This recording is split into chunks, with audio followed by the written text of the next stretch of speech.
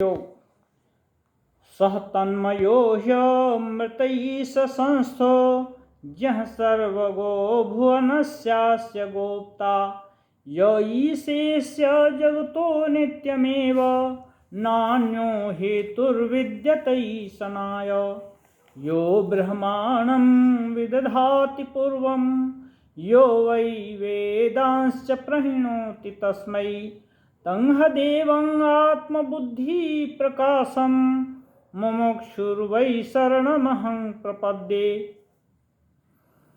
स्वामी विवेकानंद जी भक्ति के विभिन्न साधनों का विवेचन अनेकानेक धर्मशास्त्रों और स्वानुभव के आधार पर किए हैं। पराविद्या और पराभक्ति दोनों एक हैं। इस विषय पर प्रकाश डालते हुए कहते हैं, उपनिषदों में परा और अपरा विद्या के भेद बतलाए गए हैं। भक्त के लिए पराविद्या और पराभक्ति दोनों एक ही हैं। मुंडक उपनिषद में कहा है, ब्रह्मज्ञानी के मतानुसार परा और अपरा ये दो प्रकार की विद्याएं जानने योग्य हैं। अपरा विद्या में ऋग्वेद, यजुर्वेद, सामवेद, अथर्ववेद, शिक्षा, कल्प, व्याकरण, निरुक्त, छंद और ज्योतिष आदि हैं तथा पराविद्या द्वारा उस अक्षर ब्रह्म का ज्ञान होता है। द्वे विद्ये वेदितव्ये इति स्म यद ब्रह्मविदो वदन्ति परा चैवा परा च तत्रा परा ऋग्वेदो यजुर्वेदः सामवेदो अथर्ववेदः शिक्षा कल्प व्याकरण निरुक्तं छंदो ज्योतिष्मिति अथ पराया तदक्षरं अधिगम्यते। इस प्रकार पराविद्या स्पष्टतः ब्रह्म विद्या ही है। देवी भागवत में पराभक्ति की निम्नलिखित व्याख्या है, एक बर्तन से दूसरे बर्तन में तेल डालने पर जिस प्रकार एक अविच्छिन्न धारा में गिरता है, उसी प्रकार जब मन भगवान के सतत चिंतन में लग जाता है तो पराभक्ति की अवस्था प्राप्त हो जाती है।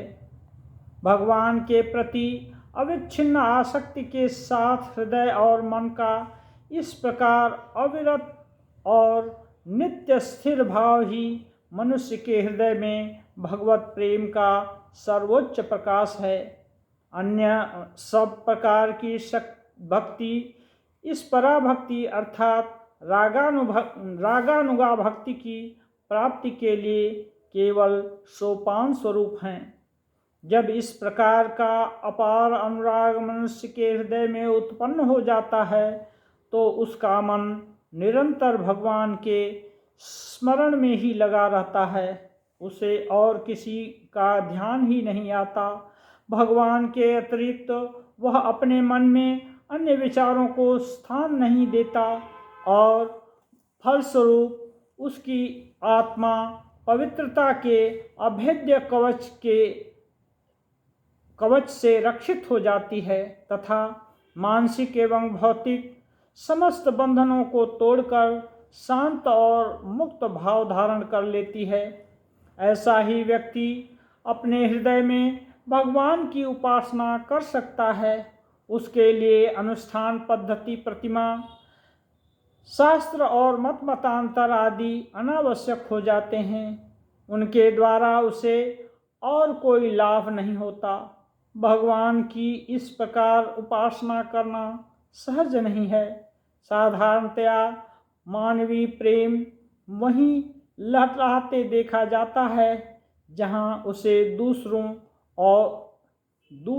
दूसरी ओर से बदले में प्रेम मिलता है, और जहां ऐसा नहीं होता वहां उदासीनता आकर अपना अधिकार जमा लेती है।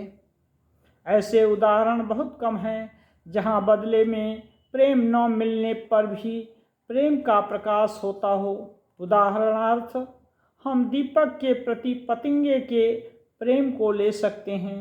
पतंगा दीपक से प्रेम करता है और उसमें गिरकर अपने प्राण दे देता है। असल में इस प्रकार प्रेम करना उसका स्वभाव ही होता है।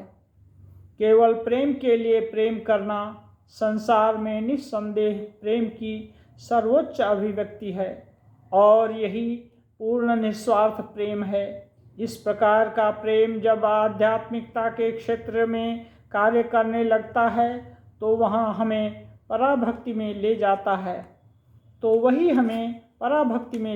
है